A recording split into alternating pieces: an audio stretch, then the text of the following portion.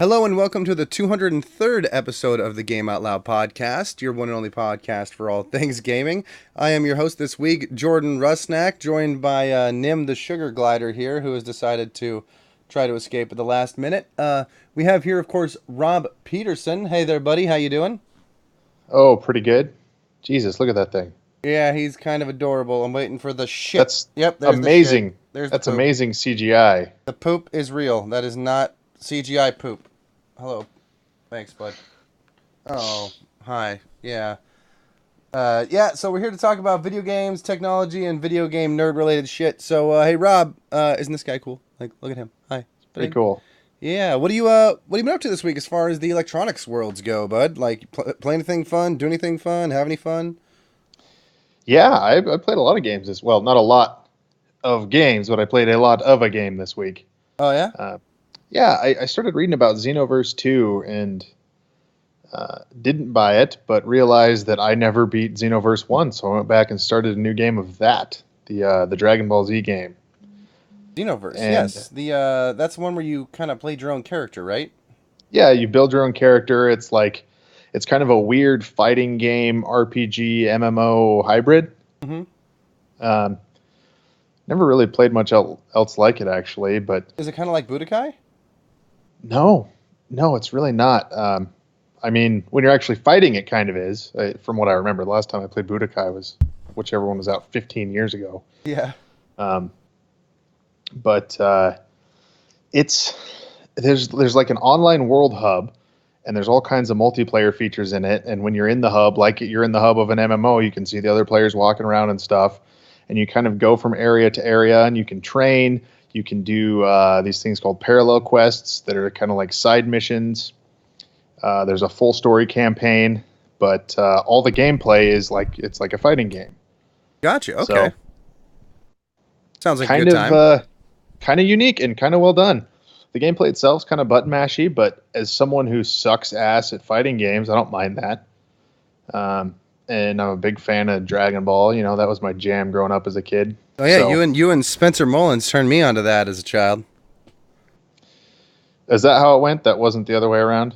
Yeah. No, you guys turned me onto it. We were at Edwards 21 Cinemas in Boise, Idaho, and you guys were talking about it and the like. And then the next day, we all got together and hung out, and we played Dragon Ball Z in that like ditch thing that was near his place, in that like sump area. Because I never heard of Ring it. a bell. But Yeah, I'd never heard of the show before you and him were talking about it. Like Piccolo and Krillin and Green Arm Stretchy Guys and stuff. But you did go on to watch it, right? Yeah. I went on to watch the series. You and I would watch it at your place. Like you'd order them in from like bootleg Japanese like VHS from like Indonesia. And Yeah. then we'd go up and watch it and like Yeah, that was the only way to watch it. I mean, there was no way to get like it back the then. shitty, super chopped up dub. Mhm. A Cartoon Network hadn't picked the show back up yet, so there weren't new episodes coming out. It just kind of stopped like halfway through the second saga. So yeah, I didn't realize there were bootlegs. I was a kid, but I went online and ordered a bunch of VHS tapes that showed up, and they were like, they were all fan subtitled. So they're like, I mean, the dialogue was ridiculous. The translators didn't try to be accurate at all. So people are like, you fucking cocksucker, you know. Yeah, it was bad. Just putting terrible stuff in there, but Whatever they wanted. it It was fun though. Like I remember watching like that's how we first got introduced to Broly. Was in like one of those badly fan subbed movies. Yep. So that was pretty cool. And it's been fun to go back into that world. You know, Dragon Ball and particularly Dragon Ball Z are not necessarily great shows. I mean, Dragon Ball's pretty good. Dragon Ball Z is silly. It's a lot of wind up. I just remember a lot of wind up, like lots of yelling, lots of wind up. There's so much filler, especially in the Frieza saga, because they were getting too close to being caught up to where the comic that it's based on was the manga. Mm-hmm. So they would just make shit up. So there's one area where there's 5 minutes left till this planet explodes, and that 5 minutes lasts 10 episodes. Yeah, like a season. So it was ridiculous. That's the spirit bomb, right? So it's painful. Yeah. Yeah. So, That's been recut since then, by the way. They released like an abridged, not Dragon Ball abridged, which is also fucking hilarious if you ever get a chance to look that up. Do they cut out all the dross? They cut out all the filler, and it's called Kai. So Oh, you can Dragon Ball watch that, Kai. which is a much better show. Is it That's pretty good. is that an official thing or is that a fan thing? It's official. That's Toei Animation and Funimation brought it here. Okay, how do where can I find that? Like on Crunchyroll or something? I don't know if that's on Crunchyroll or not. Dragon Ball Super, the new series that's running, just got added to Crunchyroll. So you can watch all that for free legally on Crunchyroll if you want to. Gotcha. I don't know about Dragon Ball Z or Dragon Ball Kai. So I ordered the Blu-ray for the first season of Kai. Mm-hmm. It's like $30. So you're probably looking at like $90 to $120 to get the whole series. Gotcha. That's out yet anyway. I don't think they've finished releasing it, but are they going doing all of Dragon Ball? Like when did Dragon Ball Z actually end? I can't remember what was GT and what was Z. GT, if it was absolute unwatchable crap, it was GT. But like in what respect? Like the animation, the story, what? No, the animation in GT is great. It's just, I don't know, it's hard to explain. GT, the tone's off, and because they tried to go back to Dragon Ball where it was more funny and like comedic, and they mixed that while also making everyone fighter, Jesus, my brain's stroking off, making everyone stronger and doing these big fights like Dragon Ball Z was, and they just never got the tone. And Akira Toriyama, who wrote the original manga, wasn't really involved with GT. Mm-hmm. He did some like design work, but he didn't write it. And you can tell whoever was writing it just didn't quite get it. So Z ends after the Boo saga. Gotcha. Okay. Which the show was already kind of in decline at that point. The Boo saga is not the best, but I stopped really after Frieza.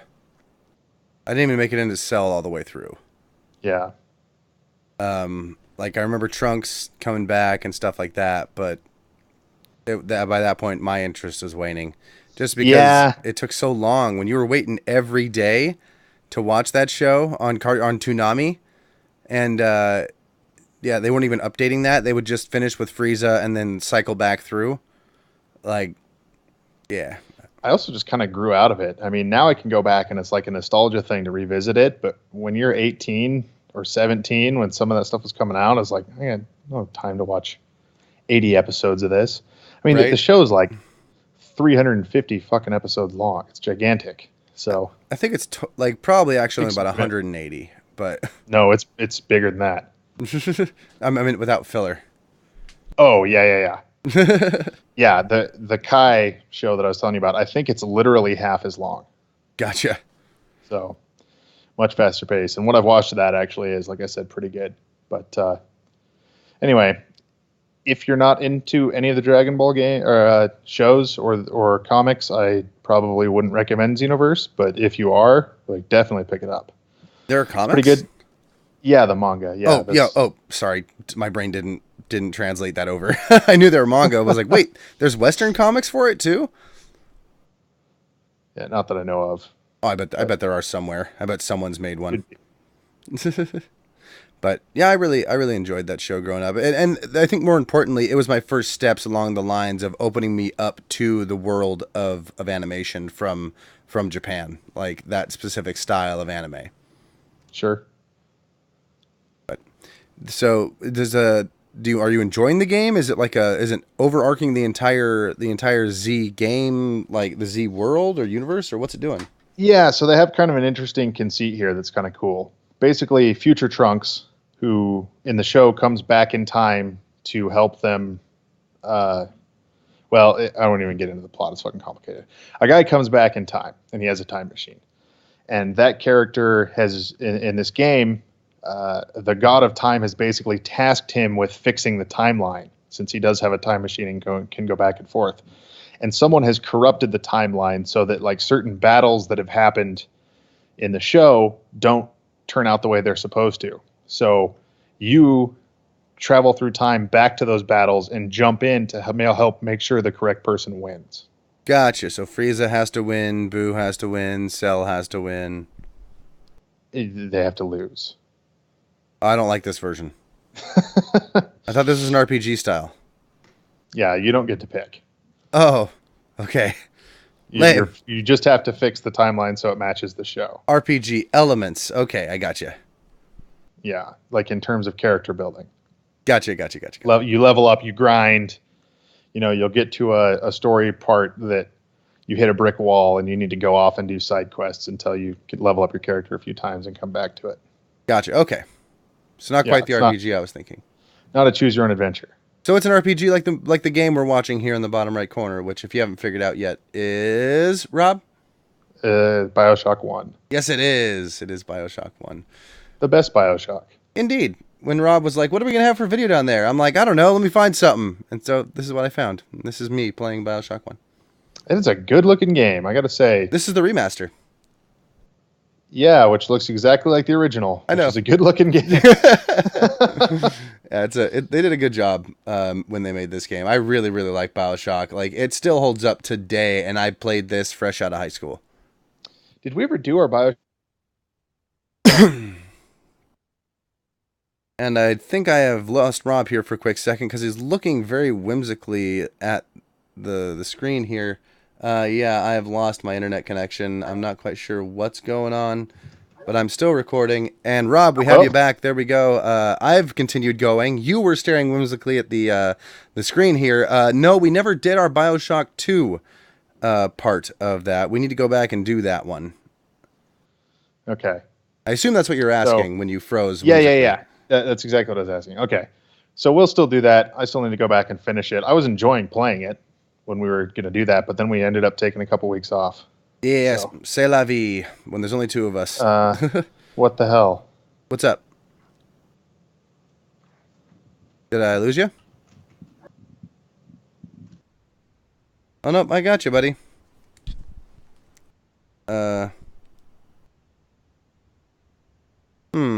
We seem to be having technical difficulties, ladies and gentlemen. I'm not sure what's going on. Nope, damn it. Let's see here. Talk, Rob.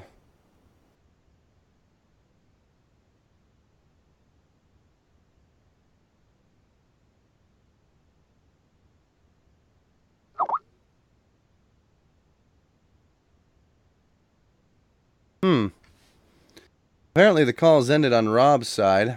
I'm not quite sure what's going on there. We're going to go ahead and end this call here, and we're going to call him back. See if this works. I'm not quite sure what's going on, folks. Sorry about that. Hey, Rob, do we got you? You do. I do. Sweet. And we're back. Video? Yeah, we're still good. We're still rolling. Still rolling? Excellent. That was really weird. I hope you gave an entertaining monologue. Well, just I don't know. Trying to figure out what the fuck's going on. Everything is on fire. I don't know what happened. It didn't just drop me. Like I had no internet hiccups at all. Skype just froze and then dropped the call. It was not a connection issue. So apologies for that. But, no problem. Fun thing about not editing our video is that everybody gets to see this fun stuff happen. Yeah. So where were you going with that? Oh, I was just saying, BioShock 2, I was enjoying playing it a lot. We should go back and finish it. And maybe the week after we do Dishonored in a couple weeks here. Because next week will be the Dishonored 2 review. So maybe the week after that or something we'll do Dishonored, or we'll do BioShock 2.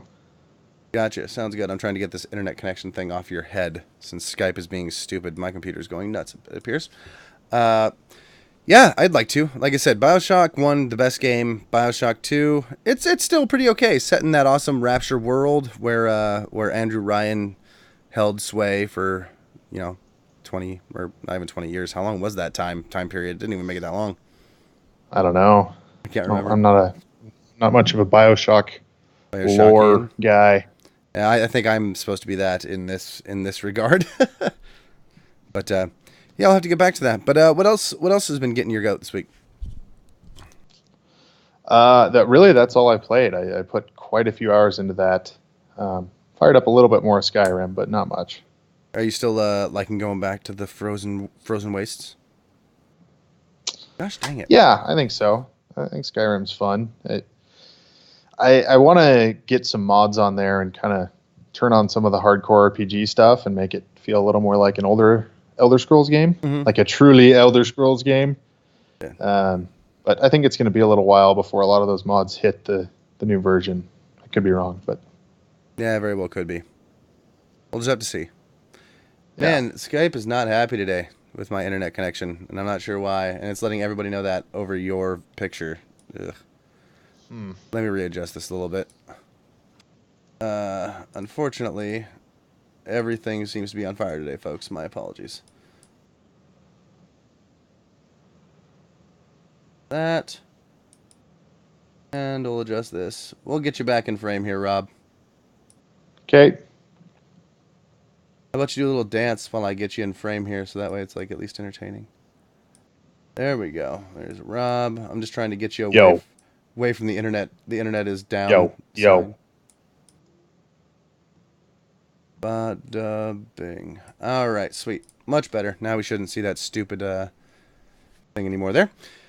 So now, so as far as me, I played a little more Titanfall Also, this I week. can't see you, Jordan. I'm sorry? Just so you know, I cannot see you. You cannot see me. Okay. So Boom. There you go. This week I played a little more Titanfall.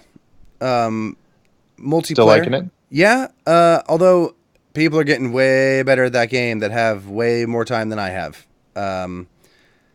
A friend of mine was like, "Yeah, I think I finally realized that I'm getting done with Titanfall when I literally tried to hide, and they still killed me. And then I saw it from their perspective, where they saw me go and hide, and then they went and killed me. And I was like, oh great, this is what I'm getting to now. I haven't done that quite yet, but it is getting very like one of the reasons I went away from Call of Duty is just because it didn't seem like there was a bunch of skill involved running around the corner and getting a kill instantly, and that's kind of what I'm getting here too. So maybe I'll just need to get better. Maybe I'll just give up. We'll find out. Only time will tell.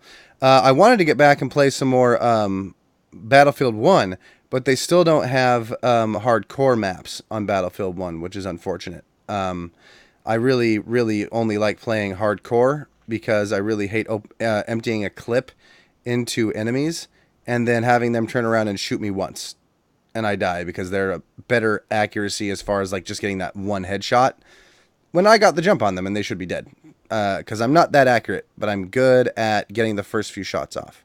So I'm looking forward to them releasing that. They did say it was going to be coming hopefully this next month, which will be nice, in November. So I'll get to play that game the way I like to.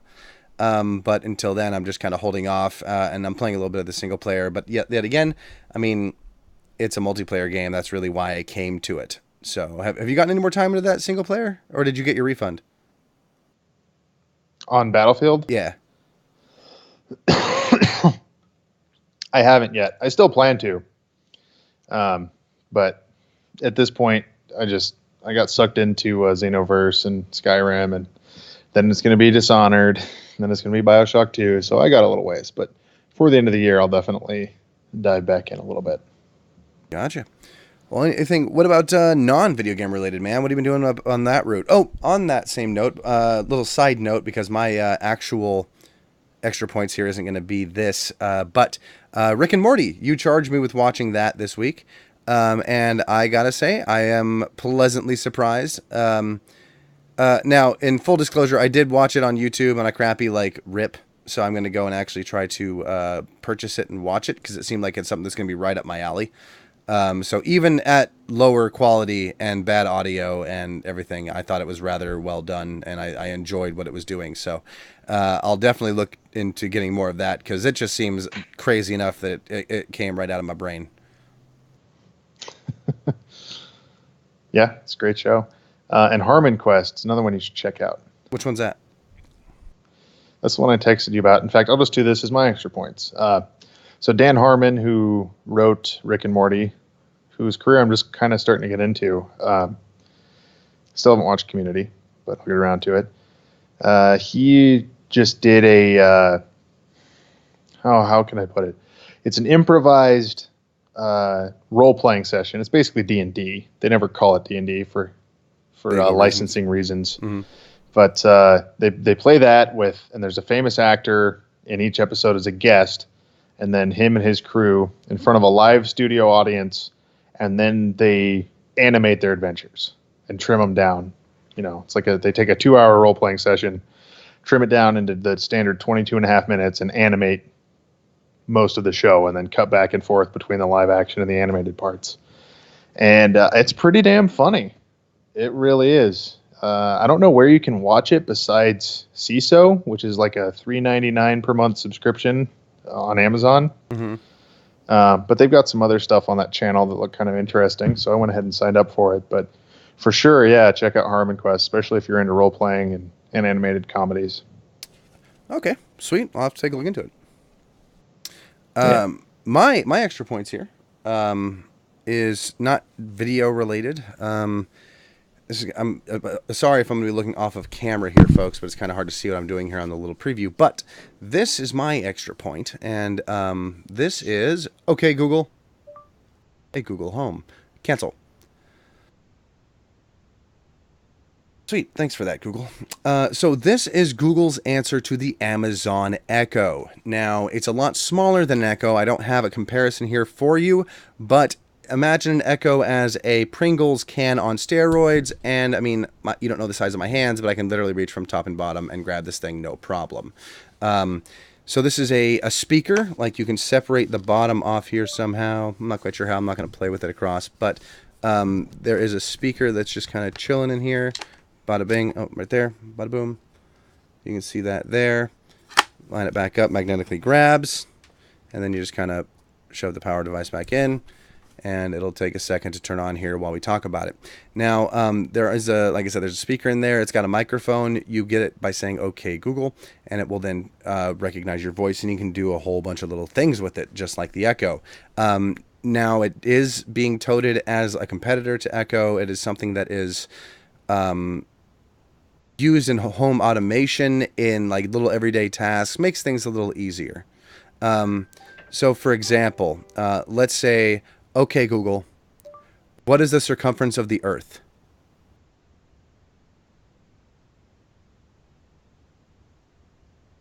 Okay, Google, what is that in kilometers?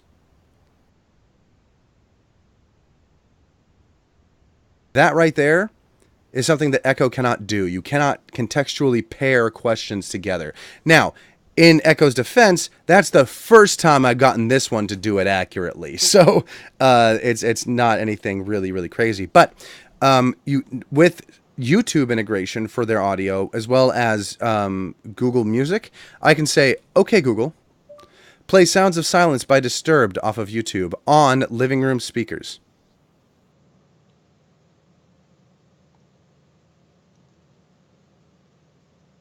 Oh, wait. Gosh darn it. I'm not in the living room. Okay, Google.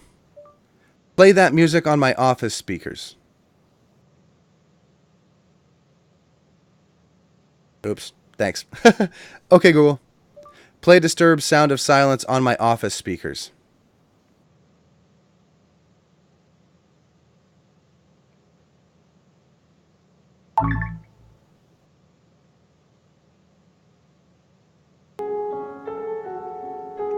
Now it's playing.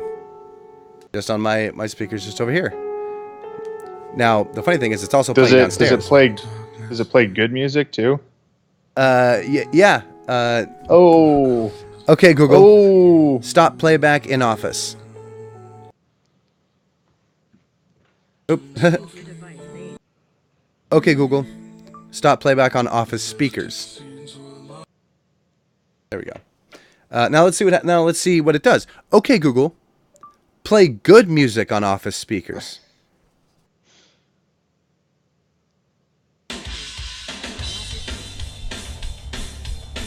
Okay, Google. Stop playback on living room speakers. I don't know what this is. It's got a nice little groove to it, though. I don't own this, though. So, Google. Okay, Google. Stop playback on office speakers. Bada boom.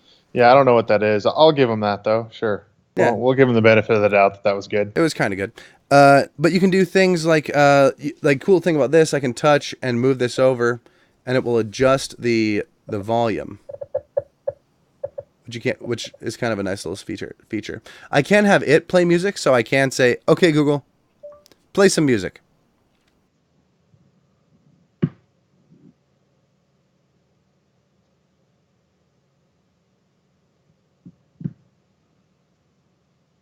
To the man here on the extreme right. His name is Kieran Burke. Can't hear anything. And it goes like this.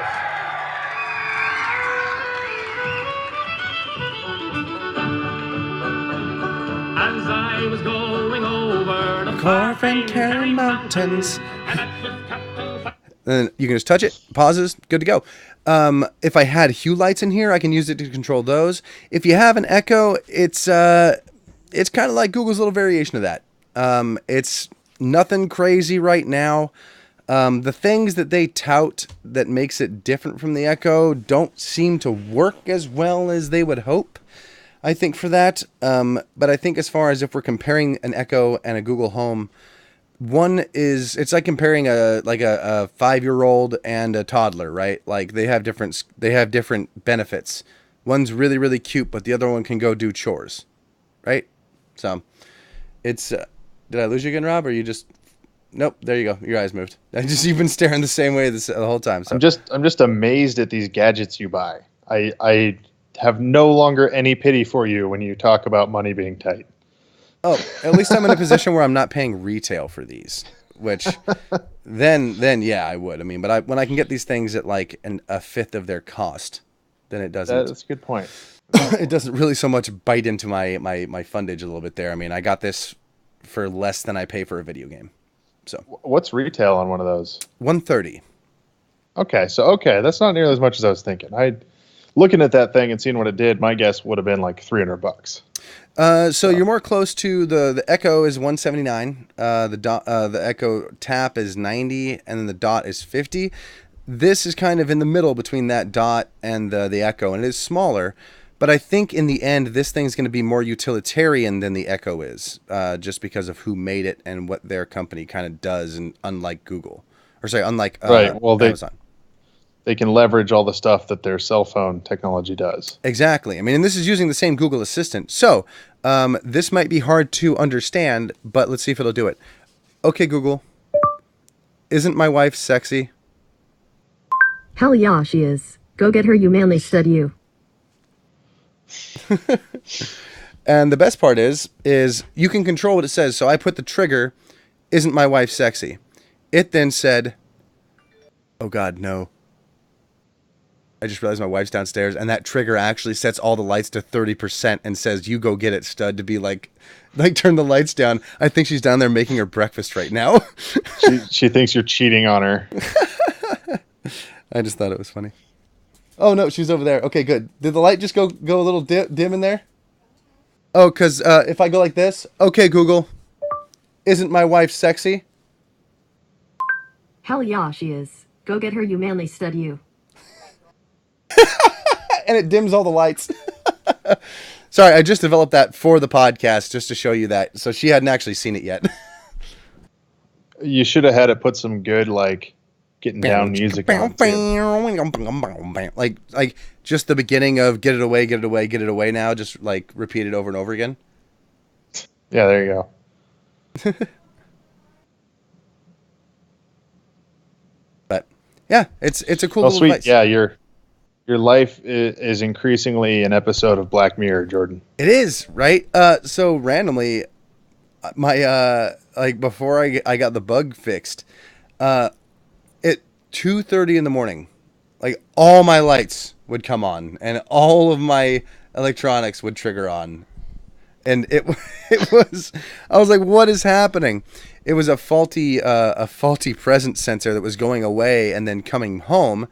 And so my sensor was dead already, so I needed to replace it. So my wife's battery was going out, so she was going away and then home, away and then home. So it was turning everything on. Okay, and you're all just getting my stupid notifications here because all my stuff's going on. But yeah, it's an interesting little system to have all these home controlled stuff. But I can tell that thing to play to any Chromecast in the house. I have 2 Chromecasts on the 2 TVs I have in the house. And I also have 2 audio Chromecasts hooked up to my surround sound speakers downstairs, as well as my speakers here. Eventually, I want to get one for the library, so wherever my wife is, she can listen to music and continue it whichever room she goes into, because you can do like follow me into rooms with these things, which is rather nice. Sweet. Yeah, so it's kind of a cool little thing.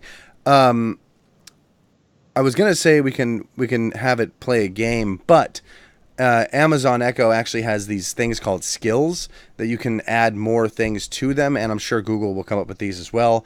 But if you're looking for some fun and you have a Google or an Amazon Echo, go download the Akinator skill or the 20 questions skill.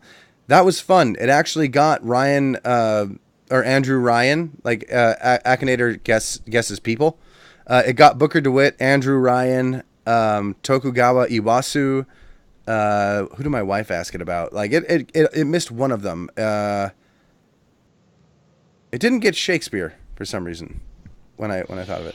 Dude, you know the best fucking toy I ever had? What? I got this thing in high school. It's a shitty little, it was like $15, 20 questions game. Yeah, was it a 20 questions ball? One of the balls that had yes or no? Yeah. Yeah. Yes. Yes. I had one of those. Did you get it before like you were 20? Yeah, I would have been in high school, like 17, 18 probably. Okay, because there was when It wasn't a ball actually. It was shaped kind of like this, if I remember correctly. Okay. But it was awesome. A huge percentage of the things that you would try to get it to guess, it would get. Yeah, if you did some like sexual thing, like a dildo or something, it would just say a fetish. But you knew it knew.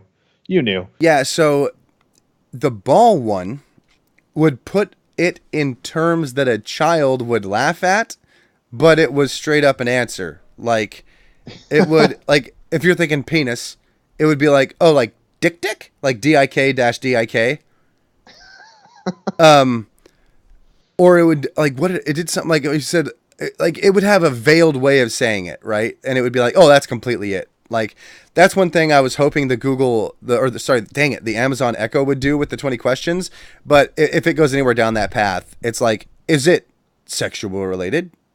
Yes. And then it just, thank you for playing.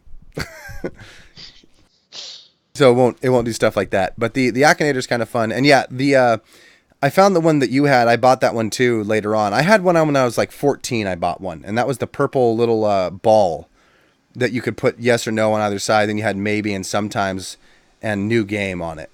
And that was just a lot of fun. I had a lot of good times playing with that. Yeah, just talking about it makes me want to get another one for like parties and stuff. It's just a great toy. Yeah, but we don't need those things anymore. I mean, Tiger doesn't make video games for a reason because you have phones now. There's an app for that. Just go get it. Is it as good? I guess it's probably as good. I mean, it'd probably be better. I mean, we're looking at an iPhone in my case and an Android Galaxy S7 in your case. Yeah, it doesn't sound like the Amazon one's better though. The Amazon what? Oh, the skill. Version. The skill.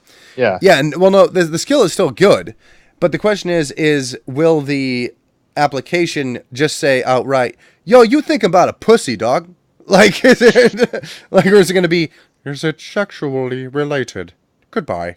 Right. Right. Yeah. That's the question. So we'll have to figure it out which one does what.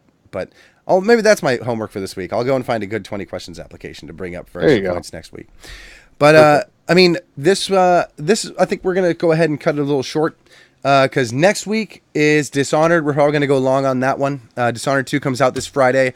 We will be recording next Tuesday. Now, I'm gonna go ahead and throw it out there. If you send us, and if we get enough messages at GameOutLoudCast on Twitter or at GameOutLoudPodcast@gmail.com, we will record live and stream it to YouTube. If you guys want to have that conversation, if you want to be involved in that stream. So if we get enough people saying that they want to have that live, we'll go back and we'll record that live on YouTube and the like. Just get at us. We will record on Tuesday, probably around 5 Pacific Standard Time. If you do want to get involved in that, just let us know. And we'll get more involved in that stuff later on down the road. Is there anything you want to say in closing, Rob? Hopefully we'll have Colin on that episode as well. He's picking it up and he's going to try to be on. Awesome. Cool. I look forward to seeing Mr. Cooper. Crew. Yeah. And I don't know who else is going to be on. We'll talk about that after we wrap up here, but should be a good crew either way. Awesome. Sounds good. I myself just want to say, yeah, thanks for tuning in, guys. If you like home automation, get at me. I'm having a lot of fun doing kind of the do-it-yourself stuff. None of the running your wires, none of the Vera control stuff. But if it's like generally consumer purchasable and installable, I'm trying it. I just installed a Nest in my home to try to automate that system there. It's kind of fun. So if you want to talk about that stuff, you want to hear more about it, just get at us. Again, you can reach us at gameoutloudcast@gmail.com. Sorry, at gameoutloudcast or gameoutloudpodcast@gmail.com. You can find us on YouTube, which you're probably watching this on. And that's really the primary place to get us right now. But maybe that'll change if you let us know otherwise. So thanks for tuning in, guys. And I hope you have a good week. And don't have too much fun, yeah? We'll see you next time.